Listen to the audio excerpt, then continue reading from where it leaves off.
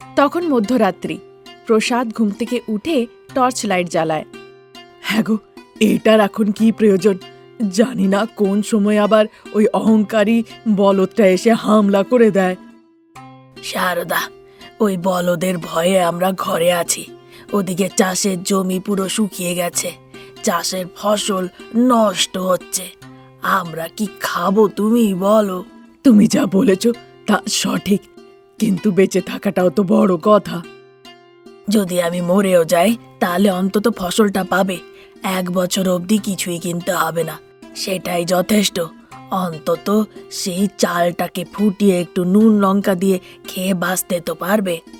এমনটা বলো না গো, ছেলেকে গিয়ে ঘুম থেকে তুলছি। এমনটা বলে সে ছেলে রমেশের ঘরের দিকে যায়। ওদিকে রমেশের ঘরে রমেশ আর অনামিকার মধ্যে মহাযুদ্ধ চলছিল। অনামিকার হাতে একটা টর্চ লাইট ছিল। সারদা কথা শোনার জন্য সেখানেই দাঁড়িয়ে পড়ে। দেখো অনামিকা, আমি জমিতে একদম যাব না, আমাকে জবরদস্তি করো না তো। তুমি একা তো যাচ্ছ না সেখানে, তোমার সাথে বাবাও যাচ্ছে, তাহলে বাবার সঙ্গে একটু যাও না। অনামিকা, আমার কথাটা কেন বুঝতে পারছো না? এই অন্ধকারে যাওয়ার সময় যদি ওই বলদটা এসে মেরে দেয়? হাসপাতালে নিয়ে গিয়ে ওষুধ খাইয়ে নিয়ে আসবো। দেখো অনামিকা, আমার নিজের বাচ্চাদের জন্য আমাকে বেঁচে থাকতেই হবে। এরকম কাণ্ডটা আমি ঘটাতে পারবো না। যদি বাবাও এরকম কথা ভাবেন তাহলে? ওদিকে সব ফসল তৈরি হয়ে গেছে, শেষবারের মতন জল দেওয়ার পালা। জল না দিলে সব ফসল নষ্ট হয়ে যাবে। এত দিনের কঠিন পরিশ্রম সব বরবাদ হয়ে যাবে যে। অনামিকা এভাবে বলে। তার বারবার বোঝানোর সত্ত্বেও রমেশ চুপচাপ দাঁড়িয়ে থাকে। সারদা এসব দেখে প্রসাদের কাছে ফিরে আসে। ছেলে বৌমার মধ্যে ঝগড়া হচ্ছে, ছেলে বলছে সে তোমার সাথে যাবে না। চলো আমি তোমার সাথে যাই। না না শারদা, তুমি বাড়িতেই থাকো। এমনটা বলে সে নিজের ঘর থেকে হলের দিকে বেরিয়ে আসে। ওদিকে অনামিকাও যখন নিজের স্বামীকে বারবার বোঝানোর সত্ত্বেও সে বোঝে না, সে বিরক্ত হয়ে টর্চ লাইট নিয়ে হলের দিকে বেরিয়ে আসে। বাবা, আমিও যাব, একটু দাঁড়ান তো। তার এভাবে বলাতে রমেশ ঘরের ভেতর থেকে বেরিয়ে আসে। কিছু না বলে অনামিকার হাত থেকে টর্চ লাইটটা নিয়ে সে এগিয়ে হেঁটে যেতে লাগে। তার পেছনে পেছনে প্রসাদ হেঁটে হেঁটে যেতে লাগে। চারিদিক অন্ধকার, মাটির রাস্তা। খুবই ভয়ে ভয়ে তারা এগিয়ে যেতে লাগে। এত বোঝানোর সত্ত্বেও শুনলে না, জমিতে জল দেওয়ার জন্য বেরিয়ে গেলে। এখন আমরা ভয়ের চোটে এভাবে হেঁটে হেঁটে যাচ্ছি যাতে ওই দুষ্টু বলদটা আমাদের দিকে না আসে। তারা এরকম বলতে বলতে এগিয়ে যাচ্ছিল। ওদিকে একটি পাথরের কাছে সারা গ্রাম একসাথে জুটেছিল। তাদের সকলকে দেখে চেয়ারে বসে দামোদর নামের একটি লোক তাদেরকে বলে, জানি না কখন আর কিভাবে ওই বলদটা আমাদের গ্রামে ঢুকে বসেছে, কিন্তু বড় কথা সে ঢুকেছে। আর ঢুকে সে নিজের ইচ্ছে মতন করছে, সবার চাষের জমির ফসল নষ্ট করে দিচ্ছে। শুধু তাই নয়, তার সামনে যেই আসে তাকে গোতোয়, সামনে দিয়ে যেই পেরিয়ে যায় শিঙে করে তোলে তাদেরকে ছুঁড়ে ফেলে। এরকম বলদের থেকে আমরা কিভাবে বাঁচব? প্রসাদ বাবু, এমন কিছু বলুন যা করা যায়। আহা দামোদর বাবু, আমরা গ্রামের সমস্যা নিয়ে আপনার কাছে এসেছি। এবার এই সমস্যা শুনে আপনি কিছু আমাদেরকে সমাধান দেন। শারদা বোন, এবার তুমি একটা আমাদেরকে সমাধান দাও। দিন রাত না দেখে এই বলদ আমাদের গ্রামে ঢুকে সবাইকে কষ্ট দিচ্ছে। দামোদর বাবু, ওই বলদের আমনা সামনা করা গ্রামের কারো পক্ষেই সম্ভব নয়, কিন্তু আমরা একটা কাজ করতে পারি। সেটা কি কাজ? বৌমা, যে বুদ্ধিটা তুমি আমায় দিয়েছিলে সেটা গ্রামবাসীদের বলো। আচ্ছা বেশ মা। নিঃসংকোচ হয়ে বলো। এমনিতেও আমরা ওই আক্রমী বলদের সাথে আমনা সামনা করতে খুবই অসক্ষম। যদি আমরা ওর গলাতে একটা ঘুঁটি বেঁধে দিই, তাহলে যখনই ও আক্রমণ করতে আসবে আমরা গ্রামবাসীরা সেখান থেকে পালিয়ে যাব আর নিজেদের প্রাণ বাঁচাতে পারবো। বেশ ভালো কথাই বলেছ তুমি, কিন্তু ওই বলদের গলায় ঘণ্টি কে বাঁধবে? যে এরকম বুদ্ধিটা দিয়েছে সেই যেন গিয়ে বাঁধে। রমেশ যখন সব গ্রামবাসীদের সামনে এরকম কথা বলে ফেলে, তখন গ্রামবাসীরাও এটাই বলে যে এবার অনামিকাকেই এই কাজটা করতে হবে। অনামিকা ব্যাপারটা স্বীকার করে নেয়। তারপর একদিন অনামিকা বলদের গলায় ঘণ্টি বাঁধার জন্য যেখানে সে ছিল সেই জমির দিকে যায়। যখন ওই বলদ ঘুমোবে আমি গিয়ে তার গলায় ঘণ্টিটা বেঁধে দেবো। এরকমটা ভাবতে ভাবতে সে যাচ্ছিলই, সে দেখে বলদটি একটি গাছের তলায় ঘুমুচ্ছে। অনামিকা হাতে ঘণ্টিটা নিয়ে যেন শব্দ না হয় আস্তে আস্তে করে ওই বলদটির কাছে যায়। তারপর হঠাৎ করে বলদটি চোখ খুলে দেখে তার গলায় ঘণ্টি বাঁধার জন্য অনামিকা দাঁড়িয়ে আছে। সে ভীষণভাবে রেগে যায়। আজ আমার মৃত্যু নিঘাত। অনামিকা সঙ্গে সঙ্গে হাত থেকে ওই ঘণ্টিটা ছুঁড়ে ফেলে সেখান থেকে ছুটতে লাগে। তা দেখে ওই বলদটি রেগে মেগে অনামিকার পেছনে ছুটতে লাগে। অনামিকা হাঁপাতে হাঁপাতে ওই বলদের আগে আগে ছুটতে লাগে। হ্যাঁ গো, এই বলদের সাথে লড়াই করে তো আমার মৃত্যু নিঘাত, সবাই জেনে রাখো। এই বলে সে ধড়াম করে মাটিতে পড়ে যায়। মাটিতে পড়ে থাকা অনামিকাকে দেখে বলদটি রেগে মেগে তার উপরে আক্রমণ করতেই যায়। ততক্ষণে অনামিকা কাঁদতে লাগে। অনামিকা এভাবে যখন চোখের জল ফেলছিল ততক্ষণে ওই বলদটি তার উপরে ঝাঁপাতেই যাচ্ছিল। ঠিক সেই সময় একটি গরু মধ্যেখানে চলে আসে এবং বলদটিকে আক্রমণ করার থেকে আটকায়। বলদটি মাটি থেকে ওঠে, তারপর গরুটির ওপরে আক্রমণ করার কথা ভাবে। গরুটিও বলদটিকে দেখে এবার আক্রমণের জন্য তৈরি হয়। বলদটি জোরে জোরে নিঃশ্বাস নেয়, তারপর গরুটিকে গিয়ে শিং দিয়ে মারে। গরুটির ভীষণভাবে আঘাত লাগে। মাটিতে পড়ে গরুটি কাঁদতে লাগে। এবার বলদের সব রাগ বেরিয়ে যাওয়াতে সে চুপচাপ সেখান থেকে চলে যায়। ওই আহত গরুটিকে নিয়ে অনামিকা বাড়ি যায়। সারদা, প্রসাদ, রমেশ পশুদের ডাক্তার ডেকে তার চিকিৎসা করায়। 2-3 দিনের ভালো সেবা শুশ্রূষা পাওয়ার পরে ওই গরুটি আবার আগের মতন হয়ে ওঠে।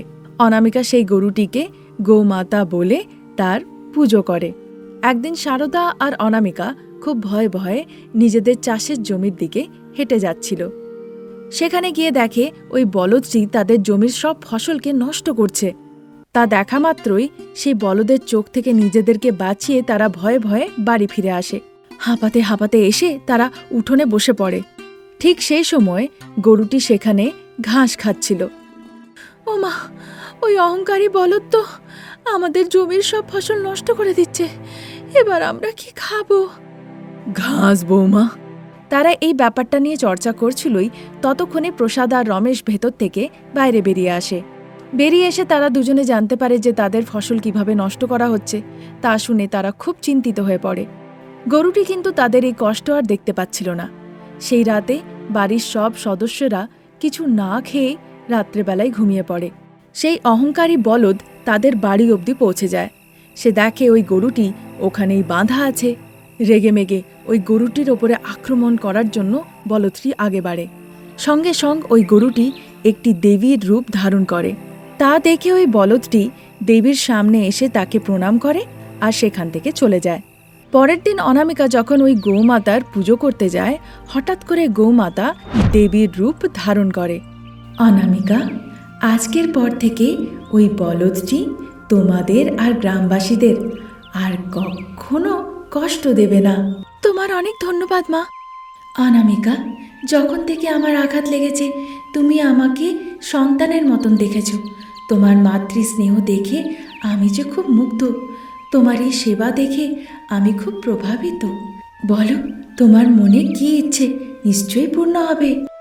হে গোমাতা, আমাদের জীবিকা যে ওই জমি থেকেই চলে।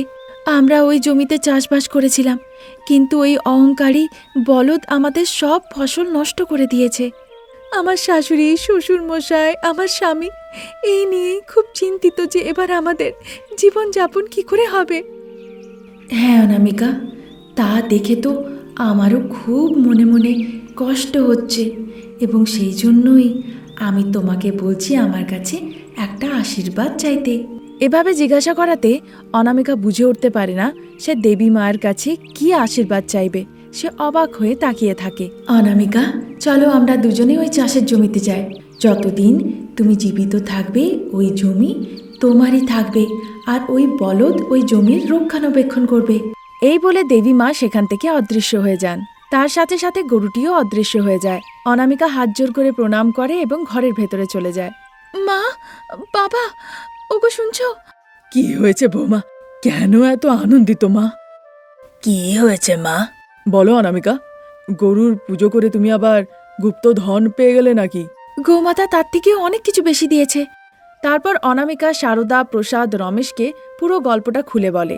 সঙ্গে সঙ্গে তারা সবাই মিলে চাষের জমির দিকে যায়। তাদের চাষের জমি সোনায় বদলে গেছিল, আর সেই জমির রক্ষণাবেক্ষণ করছিল সেই বলদটি। সেই স্বর্ণ চাষের জমি দেখে শাশুড়ি বৌমা সারদা আর অনামিকা, বাবা ছেলে প্রসাদ আর রমেশ ভীষণ অবাক হয়। মা, গোমাতা যে বরদান দিয়েছেন। হ্যাঁ বৌমা, চিরজীবনের ফসল উনি দিয়েছেন। যখন ইচ্ছে ফসল বিক্রি করে আমরা নিজেদের জীবিকা চালাতে পারবো। শুধু তাই নয় মা, ওই স্বর্ণ জমিটিকে রক্ষা করার জন্য উনি ওই বলদটিকে দায়িত্ব দিয়ে গেছেন। সত্যি অনামিকা, তাহলে তো ওই গৌমাতার আমাদের পুজো করা উচিত। সেদিন থেকে যখনই প্রয়োজন হতো তারা ফসল বিক্রি করে তাদের জীবিকা চালাতে লাগে, আর দেবী মার পুজো করে তারা সুখে আনন্দে জীবন কাটাতে লাগে। আজ এই পর্যন্ত। নতুন গল্প নিয়ে আবার হাজির হব। নমস্কার। সেটা ছিল আমেরিকা, 31st নাইট। খুব দামি হোটেল, কালারফুল লাইটস, খুব সুন্দর গান, আর আশেপাশের পরিবেশও খুব মনোরম। মডার্ন ড্রেসে অনামিকা নিজের বান্ধবী সুষমা আর কীর্তির সাথে আনন্দ করছিল। হেই, আজ বাড়ি আমার, যত ইচ্ছে তোমরা খেতে পারো, মন ভরে আজ খাও। ছোট বড় কোনো পার্থক্য নেই, শুধু আনন্দ। এই বলে সে আরও মদ্যপান করতে লাগে। কীর্তি আর সুষমাও মদ্যপান করে এনজয় করে। তারপর রাত্রিবেলাতে হোটেলের ভেতরে কেক কাটা হয়। সেখানে উপস্থিত অনামিকার বান্ধবীদেরকে অনামিকা গিফটস দেয়। গিফটস পেয়ে তার বান্ধবীরা ভীষণ আনন্দিত হয়। ঠিক সেই দরুন বড়লোক সুদর্শন সেখানেই সোফায় বসে নিজের মোবাইল ফোনটাকে খুব অবাক হয়ে দেখছিল। তার স্ত্রী অঞ্জলি তার জন্য কফি নিয়ে আসে। এমন আশ্চর্য হয়ে দেখছো, কি আছে এমন ভিডিওতে? আমি নিজের মোবাইলে ভিডিও দেখছি না অঞ্জলি, আমাদের মেয়ের খরচার ক্রেডিট কার্ড বিলটা দেখছি। গত মাসের তুলনাতে বেড়েছে না কমেছে? এমনি তেমনি বাড়েনি অঞ্জলি, অনেক বেড়েছে। এমনটা বলে সে অঞ্জলিকে ফোনটা দেখায়। তা দেখে অঞ্জলি, আমাদের অনেক সম্পত্তি আর একটাই তো মেয়ে, সবই তো তারই হবে, যা ইচ্ছে করতে দাও। আজ সে আমাদের সঙ্গে আছে তাই সে এভাবে খরচা করছে। কাল যখন সে শ্বশুর বাড়িতে যাবে ভেবেছ একবার কি পরিস্থিতি হবে? আমি তাকে মোটেও কোথাও পাঠাবো না। অঞ্জলি, আমি সারদা দিদিকে কথা দিয়ে রেখেছি যে আমার মেয়ে ওনার বাড়িতেই বৌমা হয়ে আসবেই আসবে। এ কথার আমি খেলাপ হতে পারবো না, যা কিছুই হয়ে যাক না কেন। সারদা দিদিরা মিডল ক্লাস ফ্যামিলি, তার একটা ছোট্ট ঘর, সেই ঘরে আমার মেয়ে কি করে থাকবে? দরকার পড়লে রমেশকে এখানে ডেকে নাও। সারদা দিদি এ কথাটা কখনো মেনে নেবেন না। সেই জন্য আমাদেরকেই আমাদের মেয়েকে তাদের বাড়িতে বিয়ে দিয়ে বিদায় করে বৌমা বানিয়ে পাঠাতে হবে। আজ পর্যন্ত তুমি আমার কোনো কথা শুনেছ? হ্যাঁ, তুমি যদি বুঝে সুঝে কথা বলো তাহলে ঠিক আছে, তোমার সাথে দু চারটে কথা বলতে পারি। আর যদি তুমি এভাবেই তর্ক করো তাহলে কি করে হয় বলো তো? এরকম সিরিয়াস ডিসকাশন চলছিল। ঠিক সেই সময় অনামিকার ঘুম ভাঙে। সে ঘুমন্ত অবস্থাতেই বাবা সুদর্শনের পাশে এসে বসে। Good morning daddy. Good morning baby. Hi mom. Hi Anu. Mom, coffee. এক্ষুনি নিয়ে আসছি মা। দেখো, তোমার মেয়ে যদি এভাবে ওখানে ঘুমোয় তাহলে তোমার সারদা দিদি মেনে নেবেন? হ্যাঁ, সকাল সকাল চিৎকারে ঘুম ভাঙিয়ে দেবেন। সারদা দিদির ওখানেও অ্যালার্মের ঘন্টি বাজে অঞ্জলি, তা নিয়ে তুমি চিন্তা করো না।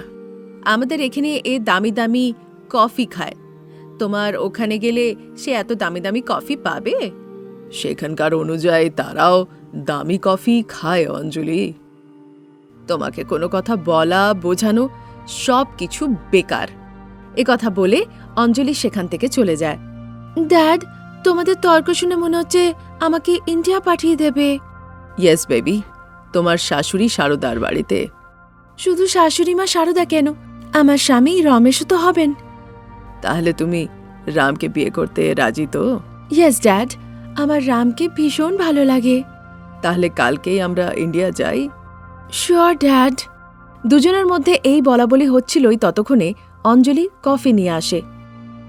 অঞ্জলি, তোমার জন্য গুড নিউজ। তোমার মেয়ে অনামিকা ইন্ডিয়া যাওয়ার জন্য রেডি। তুমি কিছু শিখিয়েছ হয়তো? না মম, তেমন কিছুই না। আমার রামকে খুব ভালো লাগে। এরকমটা বলে লজ্জা পেয়ে অনামিকা সেখান থেকে চলে যায়। দুদিনের মধ্যেই বড়লোক সুদর্শন, অঞ্জলি আর অনামিকা তারা তিনজনেই সারদার ডিউপ্লেক্স বাড়িতে এসে ভেতরে বসে। তাদের মাথার উপরে একটা ফ্যান ঘুরছিল। এখানে এসি নেই আন্টি। আসলে তোমার শাশুড়ি মা মিডল ক্লাসের তো, হতে পারে এসি কেনার স্টেটাস নেই, তাই উনি কিনতে পারেননি। আন্টির নাই হতে পারে, কিন্তু আমাদের তো আছে, আর এখানে সবকিছু তো আমারই। তার এই কথা শুনে সারদা, প্রসাদ, রমেশ, সুদর্শন সবাই খুব আনন্দিত হয়, কিন্তু অঞ্জলির মুখ হাঁড়ি হয়ে যায়। বাবা রমেশ, তুমি আমার মেয়ে অনামিকাকে বিয়ে করতে রাজি তো? সুদর্শনের এভাবে জিজ্ঞাসা করাতে রমেশ লজ্জা পেয়ে সেখান থেকে চলে যায়। তা দেখে সারদা, প্রসাদ, সুদর্শন সবাই হাসে। অনামিকাও লজ্জা পেয়ে মাথা হেট করে নেয়। দিদি, আমার আপনার সাথে কিছু একাকিত্বে কথা বলার ছিল। আচ্ছা বেয়াই, বাগানের দিকে যাবেন না ছাদে যাবেন, আপনি বলুন। যেন আমাদের কথা কেউ শুনতে না পায় এমন কোথাও চলুন। তাহলে ছাদে চলুন বেয়াই। কথা বলে তারা দুজনে ছাদে চলে যায়। সেখানে সারদা আর সুদর্শন কথা বলাবলি করে। আসলে তিনি অনামিকার নিয়ে সব কথা সারদাকে খুলে বলতে চাইছিলেন। সারদা তার কথাতে রাজিও হয়ে যান।